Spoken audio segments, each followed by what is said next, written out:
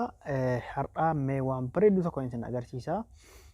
Har'a booda namni gizee isinitti dawwale harka bishaan isa ta'uu dalagaa irraa jiraattanuu bilbila keessaa fuuchuu isin barbaadu abbaa beekuudhaaf. Garuu isin abbaa maqaa sirrii ta'e qofa barreeffattanii bicha maqaa afaan Oromootiin dabsee waama. Afaan maqaa nama sanaa maqaa Ingiliffaan qabachuu qabdanii ifa isiniif ta'e afaan Oromootiin qabattus isiniif waama garuu yaani isiniif galuu diduu mala malee. Kanaafuu maquma takka namni isiniif dawwaleen maqaa keessa maqaa abbaa dawwale sanaa waama maqaa isin barreeffattanii nam sana. Kan isin agarsiisa har'a immoo barumsa baay'ee bareedduudha. Baagiraawundii isin agarsiisame hundaayyuu irratti bilbiluuf yaalaan ture isin agarsiisedha garuu isin bilbiltanii ilaaltanii rakkoon hin jiru. Kanaafuu siitiin tuqaa sadii xuxxanii bakka foon nambarii keessan jira bakkuma lakkoofsa fakkeenyaaf asirratti barreessan dhuftaniituma ifama. As dhuftaniiti tuqaa sadii kan xuxxanii sana booda siitingii xuxxanii. Wagga siitingii xuxxanii jalqaba baagiraawundii fakkeenyaaf baagiraawundii jechuun gizee namni namaaf bilbilu yoo akkaataa inni suuraa wajjin fiduu barbaaddanii fakkeenyaaf asirratti yoo xuxxanii bakka baagiraawundii fakkeenyaaf asirratti yoo xuxxanii kunoo gara lammaffaa kanarratti bakka baagiraawundii jedhu kanatti yoo xuxxanii siimii tokkoo fi lama kan feetan keessaa filattanii isin. Yoo fakkeenyaaf gizee namni bilbilu asirratti suuraa fidee dhufu jechuudha. Meena eegamme suuraa fidadhee dhufaan. Kunoo bakka baagiraawundii jettu sidda kana tuqqetan suuraa fidadhee fana eegaa. Fakkeenyaaf bakka baagiraawundiitu hin jedhiin tura gama harka bitaa kana yoon tuqe isii kana yoon tuqe asirratti akkas si haa godhamu feetamu akkas fi yaani fuularratti guddisee fiduu feedhaa jedha. Kana feetan filattanii amma baagiraawundii hoggan tuqe viidiyoo hin fida wanti kunoo eda'uu gaaraan tuqee fidadheen dhufame. Amma qaalitti kana feesbuuk irraa buuse beektanii hoogganamni naaf bilbilu wanta kana dhufte jechuudha. Gizee naaf bilbilu jechuudha. Kanaafuu akkasiin itti godha seendiin itti godha.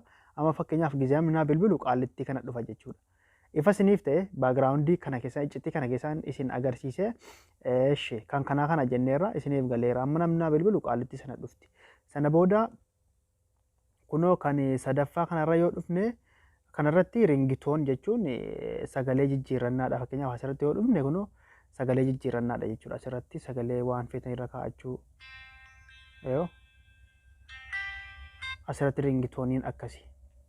Ifa isiniif ta'e isin keessa galtanii jijjiirrattanii kana keessa waan hedduun isin agarsiisa. Kana yeroo biraatiin lafa keewwadhaa. Kan irfoonii fa'aa jira kan waan hedduu jira asirra. Sana booda isatti taanu gadii kana ammoo yoo xuxxanii kan hin dhufeef kana gaala. Amma keessanii kun cufaa jira kun cufaa jira. Amma isin kana keessaa lama qofan isin agarsiisa. Isa gama gararraatti yoo agartanu kana yoo akkasitti ooni gootanii fakkeenyaaf akkas gaxuxxanii isa gama gararraa kana akkas gaxuxxanii banaa gootanii isii kana. Keessan akkanatti jira keessan cufaadha garuu akkanatti jira. Isii kana banaa gootanii amma gizee namni isiniif bilbilu maqaa waama jechuudha. Maqaa abbaa sanaa. Ifa isiniif ta'e maqaa nam sanaa waama. Yoo asirratti dhiiftanii fakkeenyaaf sammaan biltuuziin sun yoo itti jiraate ofiin kaasaa. Amma isin garuu isa olii kanarra kaa'attan erga oonii gootanii kaa'attan isii kanarra kaa'attani. Kanaafuu yeroo cufaayyuu yoo namni isiniif bilbilu maqaa nama sanaa waama jechuudha. Isii gadi irra kaa'attan isin. Kun banaadha jechuudha.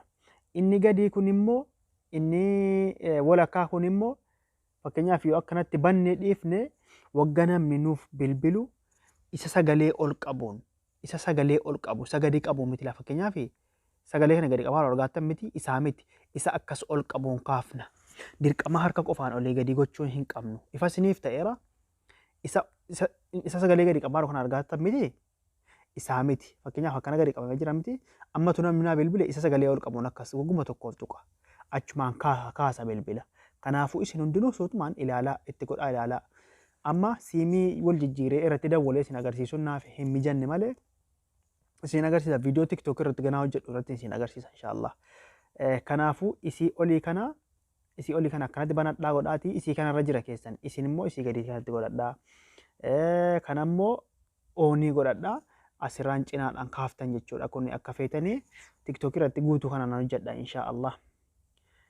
Inni kan biraa immoo baagiraawundii jijjiirrataniitu kana keessaa wanti isin dhibu inshaallah yeroo biraattiin isin agarsiisa. Barumsi keenya har'aa kana fakkaata.